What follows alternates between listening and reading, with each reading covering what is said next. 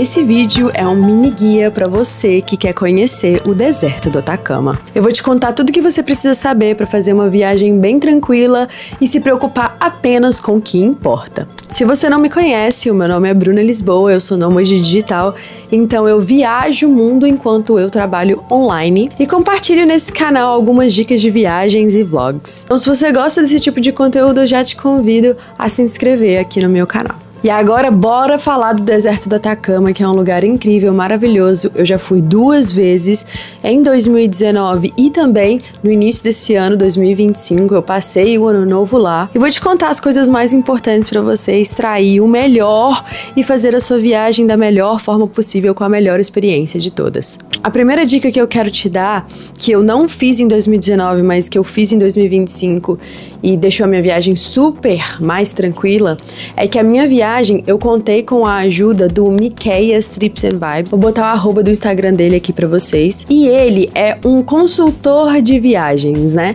Ele é um brasileiro que mora lá no deserto do Atacama mesmo, tem alguns anos. E ele vai entender qual que é o tipo de viagem que você quer fazer pro deserto. Se é uma coisa mais luxo, se é uma coisa com um orçamento mais baixo, se é mais roots, se é... enfim... qual é o tipo de viagem e vai te ajudar a realmente organizar essa trip e deixar tudo bonitinho de acordo com as suas preferências. Assim você realmente não precisa se preocupar com nada e pode ter certeza que você vai ter a melhor experiência que você pode ter dentro do que você quer. Agora, como chegar no deserto do Atacama? Você vai pegar um voo do Brasil para Santiago e depois um voo local de Santiago para Calama. Calama é o aeroporto do deserto do Atacama e fica 1 horazinha da vila de São Pedro do Atacama. Então, você vai precisar de um transfer para poder chegar na vila. E aí o rolê é, assim que você desembarcar no aeroporto de Calama, vão ter alguns guichês de alguns transfers, tanto compartilhado quanto privativo. Eu vou deixar aqui na tela o preço desses transfers, lembrando que esses preços são referente a janeiro de 2025, e se você não reservar com antecedência, tudo bem, você consegue chegar lá na hora mesmo e pegar o seu lugarzinho nesses transfers, mas eu recomendo que você já dê uma olhadinha antes, senão você vai acabar enfrentando uma fila nesse guichê para poder conseguir pagar e reservar o seu lugar e tudo mais. E se você for com isso resolvido já, daí é só entrar no carro, partir, você não perde tempo lá no aeroporto. Se você falar ali com o Miqueias e for pegar ele para poder te ajudar na sua trip, ele vai deixar isso reservado para você também, de acordo com o horário do seu voo e tudo mais, enfim, e aí não precisa se preocupar com isso. A segunda coisa que eu tenho para falar com você, e talvez a mais importante de todas, é com relação aos passeios. A vilazinha de São Pedro do Atacama é onde fica tudo, é onde fica todos os hotéis, os restaurantes, e é super charmosinha, é uma delícia, mas o rolê lá é realmente fazer os passeios que você vai para spots ao redor da cidade, mas que tem uma distânciazinha, então você realmente precisa pegar esses passeios turísticos para você conhecer a região. Não é como se você fosse ficar na vila e fosse fazer tudo a pé e tá tudo ali e é isso, não. Você realmente precisa contratar os passeios. E se você começar a pesquisar, você vai ver que tem muitas agências de passeios, de tours lá no Atacama. E aí o rolê tem tanta coisa que você fica meio perdido, tá?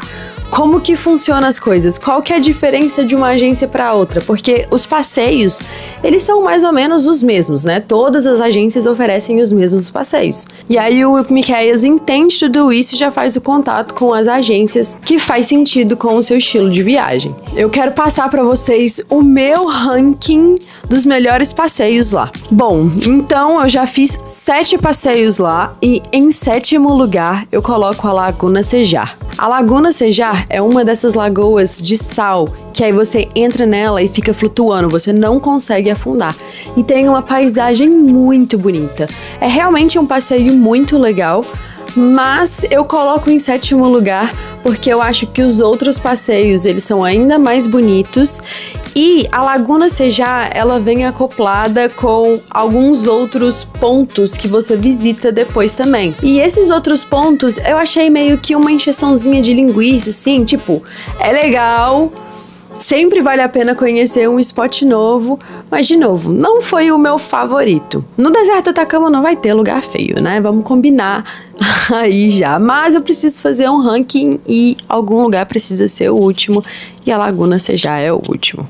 Em sexto lugar, eu coloco o trekking de Purilibre. Para conhecer as termas de Purilibre, você pode fazer tanto o trekking quanto realmente o tour de Purilibre. A diferença dos dois é que pelo trekking, você faz uma pequena caminhadinha ali para poder chegar nas termas e não precisa pagar a entrada do parque, que é um pouquinho salgadinha, então você dá uma economizada nisso.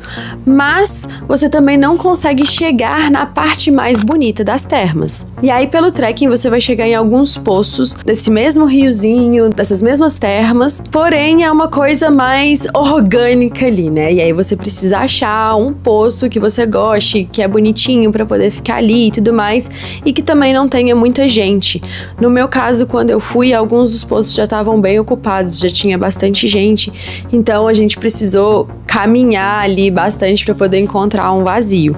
É um lugar lindo, é um rio que passa no meio de um canyon com vários cactos gigantes e a água é realmente quentinha para você ficar relaxando ali. Em quinto lugar, eu coloco o passeio de Piedras Rojas. Esse é provavelmente o passeio com as paisagens mais lindas do deserto do Atacama. Mas o motivo pelo qual eu coloco esse passeio em quinto lugar é porque se você for fazer o Salar do Uyuni, a travessia do Salar do Uyuni, que eu acabei fazendo depois também, então eu acho que esse passeio dos Piedras Rojas é bem parecido com as paisagens que você já vai ver durante essa travessia. É lindo, maravilhoso. Se você tiver muitos dias no deserto do Atacama e ainda assim for fazer o Uyuni, beleza, vai de Pedras Rojas.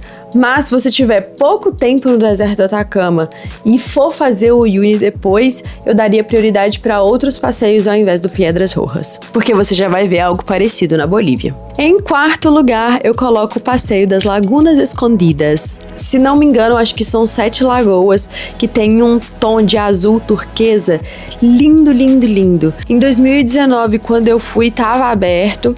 Em 2025, agora, quando eu fui, estava fechado, não era possível fazer esse passeio, mas parece que já reabriram, então tem que ficar meio de olho assim, realmente. E você também pode entrar nessas lagoas, em uma ou duas dessas lagoas, e tem aquele mesmo esquema da Laguna Sejá, de ser uma lagoa com muito sal e você não consegue afundar e você fica flutuando na lagoa. O meu passeio top 3 é a Garganta del Diablo. Esse é um tour que você não precisa fechar com agência, é só ir alugar uma bike lá no centrinho de São Pedro do Atacama mesmo e ir fazer essa tour com a Garganta del Diablo.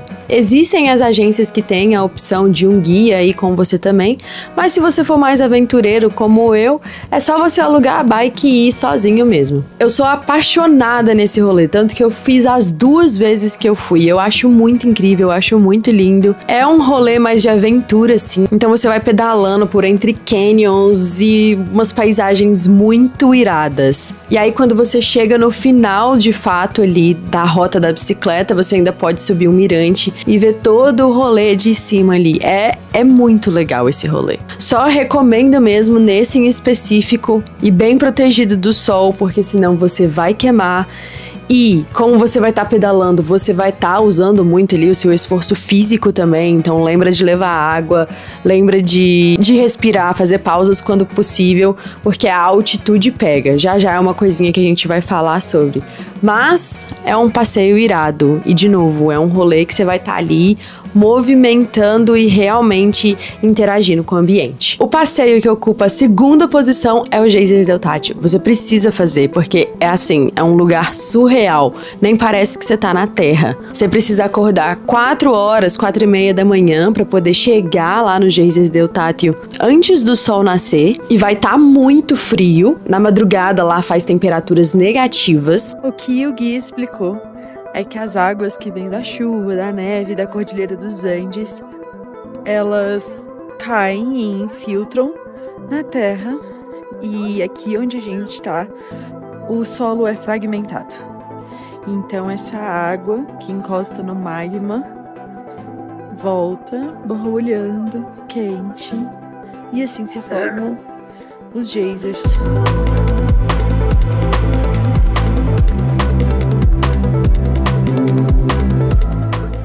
E aqui Aqui você pode ver que esse geyser tem tipo um formato de vulcão. Essa água, ela tem minerais. Vai formando com o passar do tempo esse negocinho aqui.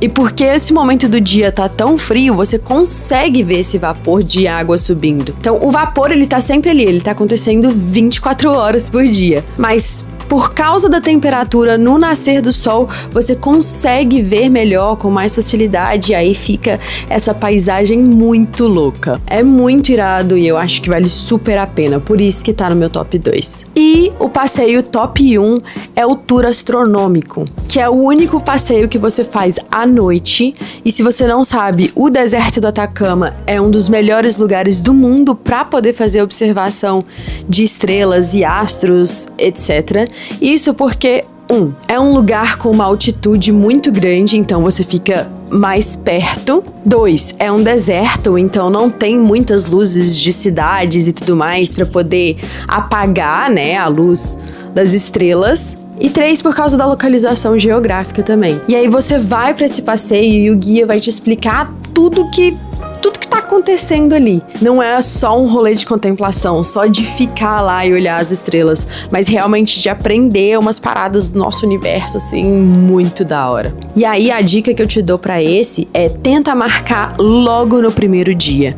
Porque às vezes esse passeio não acontece por alguma falta de visibilidade, então não deixa pro seu último dia. Porque se você deixar pra fazer no último dia e caso a mãe natureza não permita que você faça esse passeio no último dia, daí você vai ficar sem ele. E ele é o top 1. Pra mim e pra várias pessoas, você pode perguntar pra qualquer um e todos vão falar que esse rolê é irado. Bom, sobre passeios é isso, tem alguns passeios que vão ser de dia inteiro, tem alguns passeios que vão ser meio período, e aí você pode ir combinando de acordo com o que faz sentido pra você e quanto tempo você vai ficar em São Pedro do Atacama. O Miquéias pode te ajudar com isso, com o itinerário, já deixar tudo agendado, tudo organizado pra você, assim você nem precisa se preocupar com esse schedule também.